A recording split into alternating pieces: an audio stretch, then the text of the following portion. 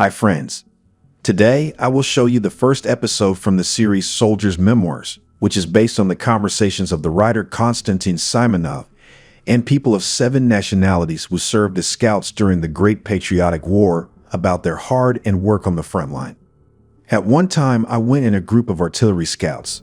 We used a compass, then walk along the landmarks and train the ability to choose them. According to these landmarks, it is necessary to determine where to fire. Then we were taught, saw that the landmark in the binoculars plus, there is a sign there, and you watch when the fire is being conducted, and so you correct the fire. Over the target, short fall, to the right or to the left. And so they taught us how to determine where the enemy commander was sitting. Here, for example, I observe a soldier walking along the trench. He approaches one point, let's say the entrance to the dugout, and so he begins to adjust his clothes. He puts himself in order, shakes dirt from his clothes and buttons up. So this soldier goes to his commander. And if it is, let's say, not a soldier goes, but an officer, and before entering does the same actions as a soldier. So there's a higher ranking officer sitting in the dugout. The higher ranking officer would not have adjusted his clothes if he was to meet a lower ranking officer. It is accustomed. So this is a command post. Now you have found out the necessary information. Or during lunch, a soldier goes and carries one pot. One pot means there is a commander. If a soldier carries a thermos, then it is already a whole group there or department. It was determined by such signs.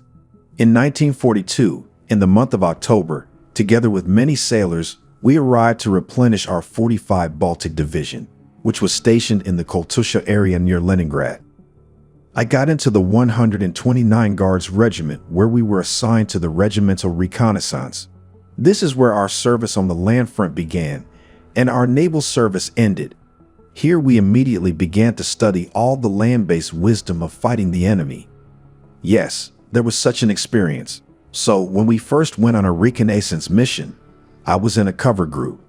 When our main group took the enemy informant and began to retreat to their positions, the fascists obviously realized that something was wrong here. They decided to cut off our main group and thus recapture the prisoner, in any case, destroy our group. And that's the moment I remember right now. I happened to meet the fascists first. Then for a moment, pity appeared.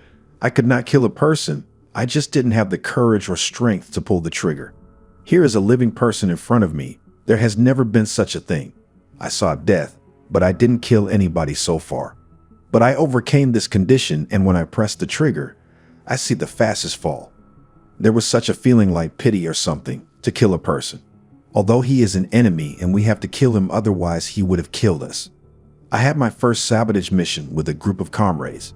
It was necessary to destroy one provocateur.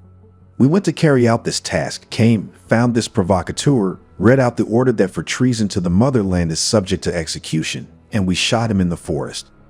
He was a former military man. When the Red Army retreated, he stayed in the village. The provocation was that it came to the information of our intelligence that he had a connection with the Germans, and when the partisans passed through this village, he pointed it out, and the Germans made an ambush and the partisans died. And then we made a stretcher, put him down, dressed him in our military uniform, and carried him 3 kilometers to the central road, then put him on the road and hung up a field bag. In the field bag there were documents of gratitude to one policeman who was in the district center in Lublin, which allegedly has a connection with the partisans. Thanks are given to him for his connection with the partisans. And this was a real provocateur who betrayed party members, Komsomol members. According to this tip, a lot of people were injured, and so there was a task to actually eliminate this policeman. The next day, the Germans were driving. They saw that the allegedly killed partisan was lying. They brought him to the district center. There, these documents immediately got into the Gestapo. For tomorrow, the Germans took this very policeman, this provocateur, and hung him up, which was what we needed. It was near Vitebsk. They were standing there. One division was standing well. When our soldier was stolen from us, the Germans went to the rear and did it. This division was replaced. We were in the second echelon on replenishment. We were put right in this part, changed immediately. That's what it means to take the enemy informant, both for us and for the enemy. Due to the fact that the Germans took the enemy informant, an entire division had to be changed and another one put in instead. Yes, a whole division. Of course. We know who their division commander is, which units. We'll find out everything then he'll tell us. He wouldn't want to talk, but he will. One day, when we were on the defensive, a major came from the Corps Intelligence Department and set us a task. He says, comrades, we are standing here, a whole division, could not take an enemy informant for 3 months. If some scout group goes, they will be discovered, fired upon. But they returned, and sometimes it happened that the group did not return from a combat mission. They chose a place to go on land, and we already knew that on land the fortifications are good. There are a lot of mines. The wire is in 3-4 rows. It's hard to get through. We chose a place in the swamp. Although the neutral strip was large, 800 meters, the shrubbery is so dense. We went for the first time after watching and got lost. We went in a circle and came out to our trench. The platoon commander is already ordering action, and we had a Siberian sergeant. Lazarev says, these are ours. The platoon commander says, if you disrupt the task, you will pay with your head. He says, well, if I fail the assignment, then you can do whatever you want with me. Well, he proved that it was our trenches and we were one step away from attacking our comrades. You lie here, he says, and I'll go to the front line. And he went. It turned out that our machine gunners were sitting there. He was right. We came with nothing and did not complete the task. The major from the intelligence department of the Corps says, it's not good. We really need to take the enemy informant. The Corps demands, the Army demands. The next day after lunch we went, took 2 coils of cable, a telephone wire, and stretched it through the bushes to a clean place where we can already see where, so as not to get confused when we return back. This night we went on this wire, the sappers in front, the cover group behind. The sappers made a passage for us, and we went to act.